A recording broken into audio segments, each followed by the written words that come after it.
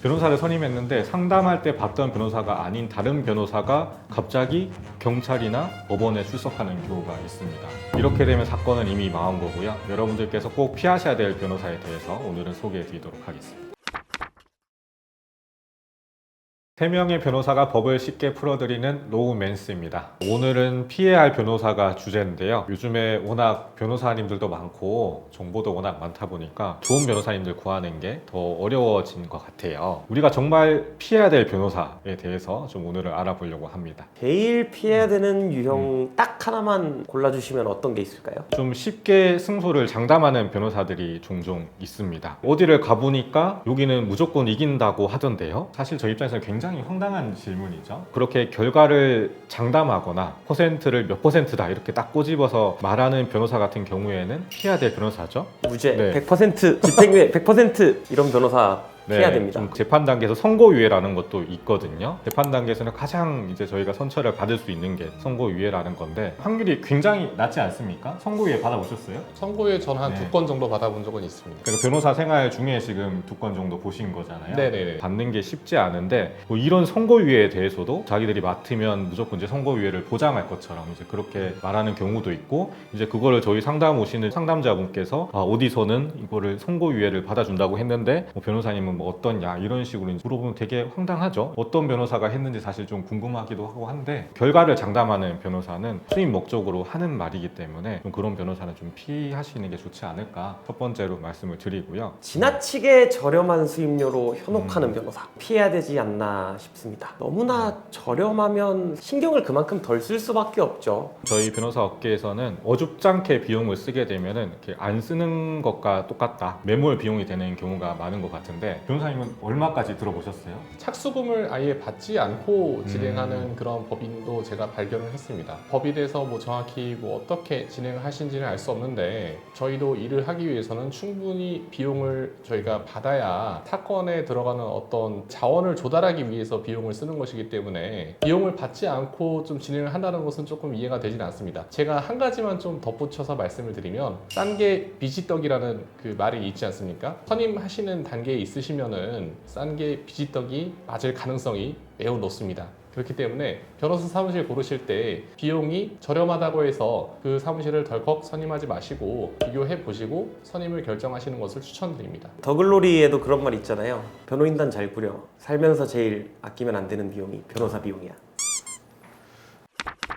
또 다른 건 뭐가 있죠? 피해야 되는 다른 유형의 변호사. 피해야 되는 사무실이랄까요? 당연히 이제 변호사가 상담하는 거를 생각을 하시고 방문을 하실 텐데요. 상담을 가보면 앉아있는 건 변호사가 아니라 사무장이 앉아있는 경우가 있고 그 사무장이 상담을 하고 수임료까지 제시를 하는 그런 경우가 있는 것 같아요. 변호사님도 그런 거 좀 들어보셨나요? 아주 예전에 근무했었던 법인이 외근 사무장님들을 통해서 사건을 수임하는 곳이어서 그런 경우를 종종 봤는데 큰 문제점으로 지적하고 싶은 거는 사무장님들께서 경력은 많으실지 몰라도 법률 전문가는 아닙니다. 그렇다 보니까 안 되는 사건인데 마치 될 것처럼 얘기하고 그래서 선임을 하시는 분들도 있고 사무장님들을 통해서 수임을 하시게 되면 담당 변호사랑 통화를 하기가 쉽지 않을 수도 있습니다. 그 회사를 다녔을 때 좀 방치되고 있는 사건들이 있어서 제가 직접 연락을 드리고 싶었는데 오히려 그 회사의 사무장님께서 연락을 막으시더라고요. 고객을 뺏길 위험이 있다거나 처음에 뭐 상담했었던 내용과 담당 변호사인 제가 얘기하는 것과 달라지면은 고객 관리에 좀 불편함이 있을 수 있지 않겠습니까?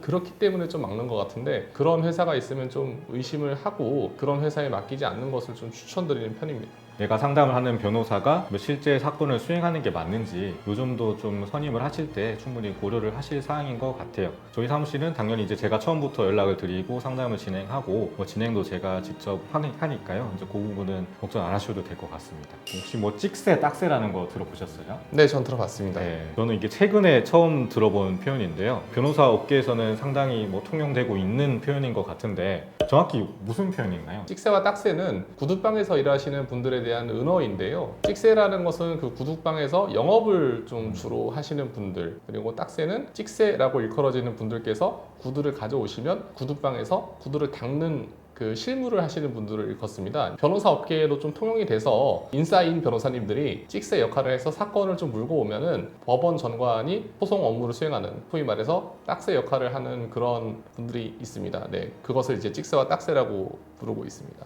그러면 사건을 수임하는 변호사와 수행하는 변호사가 다른 경우에는 어떤 문제점이 있나요?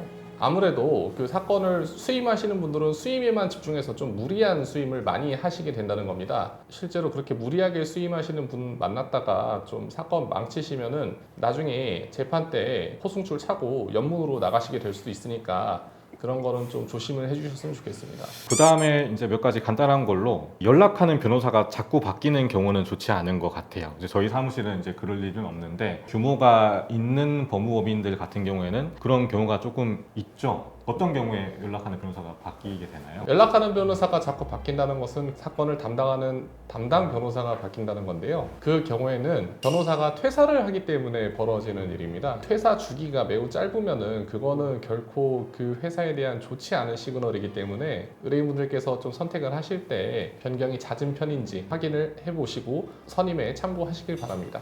변호사님, 근데 성범죄는요, 여자 변호사가 더 유리하다던데 맞나요? 이게 아무래도 저희 사무실은 성범죄를 주로 하다 보니까 이렇게 상담 오시는 분들이 이제 어디서 듣고 왔는지는 모르겠는데요. 종종 하시는 말씀이세요. 대체 이게 어느 변호사님이 이런 이제 유언비어 같은 거를 만들었을까? 수임을 위해서 만들어낸 말이 아닐까 추측이 되긴 하는데 아무튼 전혀 이제 근거 없는 말인 것 같습니다. 지금까지 반드시 피하셔야 되는 변호사 유형 몇 가지를 소개해 드렸는데요. 변호사 선임에 도움이 되셨으면 좋겠습니다. 오늘 영상이 도움이 되셨다면 구독, 알림 설정 부탁드립니다. 로맨스였습니다. 감사합니다.